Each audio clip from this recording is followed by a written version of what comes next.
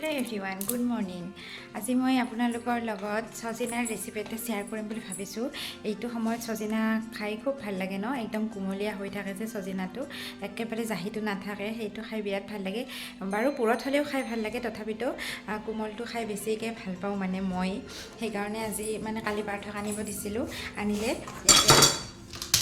এয়া মই পাকঘৰত আহিছোঁ, মায়ে ৰাতিপুৱাই এয়া ছজিনা কাটি কুটি দি গৈছে। আৰু এইটো ছজিনা এনেও বাকলি উলিয়াব নোৱাৰি, যিহেতুকে একদম মিহি হয়। এয়া তো ভাবিছোঁ আপোনালোকৰ লগত শ্বেয়াৰ কৰিম ভিডিঅ'টো, একদম চিম্পুল।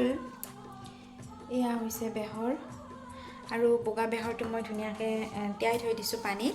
সেইখিনি ধুনীয়াকৈ মিক্সিত পিচি ল'ম। আদা নহৰু একচুৱেলি পটাত পিচিব পাৰিলে ভাল হয়, কিন্তু মই আৰু মিক্সিতে মাৰিম। আদা নহৰুৰ লগত একেলগে দি পেলাই জলকীয়া দি তেনেকৈ পিচি ল'ম। আপোনালোকক শ্বেয়াৰ কৰি আছোঁ, আপোনালোকৰ লগতো চাই থাকক। এইফালে এয়া মাছ ৰাখিলোঁ, ভকুৱা মাছ আছিল, 1 কেজি ওজনৰ আছিলে। এয়া ৰাখিলোঁ এতিয়া। আৰু এইফালে মায়ে কাটি থৈ দিছিলে পানীলাও। এইফালে এয়া পানীলাওৰে মাছ বনাম বুলি ভাবিছোঁ, ডাঙৰকৈ আঞ্জা এখন বনাম। আৰু এইফালে এইখিনিতো কৈছোঁৱেই এনেকৈ বনাম।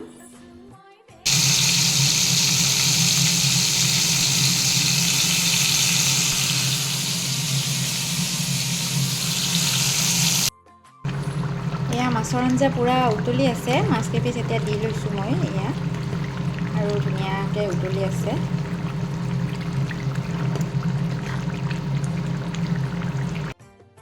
এতিয়া ছজিনাখনৰ কাৰণে এয়া কেৰাহী এটাত মই পিঁয়াজ লৈ লৈছোঁ, পিঁয়াজখিনি ধুনীয়াকৈ ভাজি ল'ম। ইয়াতে ডাঙৰ চাইজৰ এটা পিঁয়াজ দি দিছোঁ মই।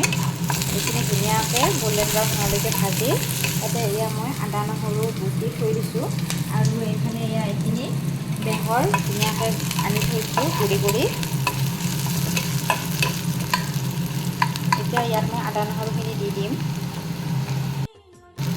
এয়া আদা নহৰুখিনি দি লৈছোঁ, দি লৈ এতিয়া ধুনীয়াকৈ অলপ সময় ভাজি তাত মই ছজিনাখিনি দি দিম। ছজিনাৰ লগত মই এফাল আলুও দি দিছোঁ মিহি মিহিকৈ কুটি, এইখিনিও ইয়াতে ধুনীয়াকৈ দি ল'ম। আৰু এইফালে মোৰ মাছৰ আঞ্জা হ'লেই, আৰু ধনিয়া পাত কাটি দিম ওপৰত। এয়া উতলি আছে, হ'লেই আৰু মোটামুটি। এতিয়া ইয়াতে মই এইখিনি দি দিলোঁ। এইখিনি মই ধুনীয়াকৈ ল' ফ্লেমত অলপ সময় ভাজি ল'ম, আৰু নিমখ হালধি দি লওঁ এতিয়া।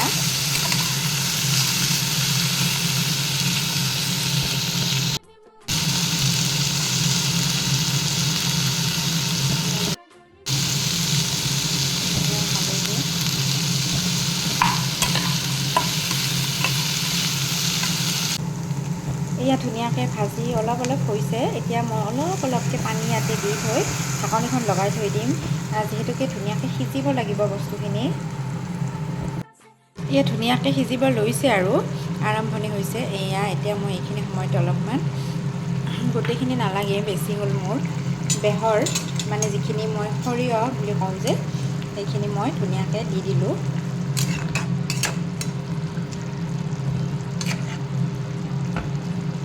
সেইখিনি দি মই ধুনীয়াকৈ কিছু সময় ঢাকনি লগাই পানীটো একদম হৈ যাব দিম, শুকাই যাব দিম পানীটো। এতিয়া ইয়াতে অলপমান ধনিয়া গুড়ি দি দিছোঁ, আৰু অলপমান জিৰা গুড়ি দেখিছে। এইখিনি দি পেলাই মই এতিয়া ধুনীয়াকৈ এবাৰ লৰাই দিম। এতিয়া ধুনীয়াকৈ সিজিছে, 90% সিজিছে, আৰু 10% হওক।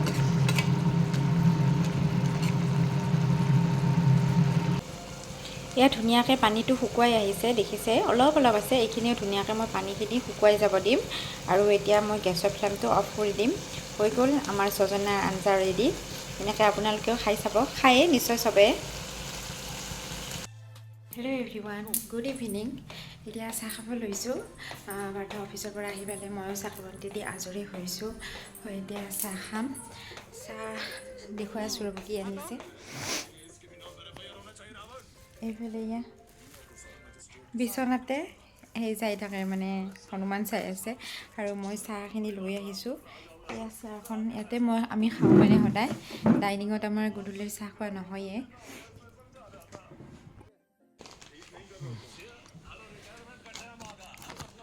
আজি 3টা আনিলে যে কিয় আজি কমকৈ আনিলে মানে পুৰিকেইখন দিয়াচোন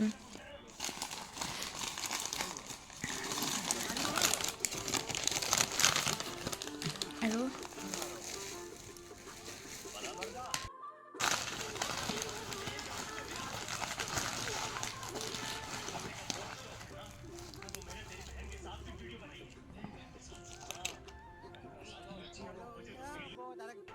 খাই লওঁ এতিয়া এয়া দেখিছে হাত লেটি পেটি হৈ আছে এই লেটি পেটিখিনি খাই মই ইমান ভাল পাওঁ সেই মানে চব্জিখনেই লেটি পেটি টাইপৰ মানে ঘুগুনি হয় আলু আৰু মটৰৰ তো খাই লওঁ আমি এতিয়া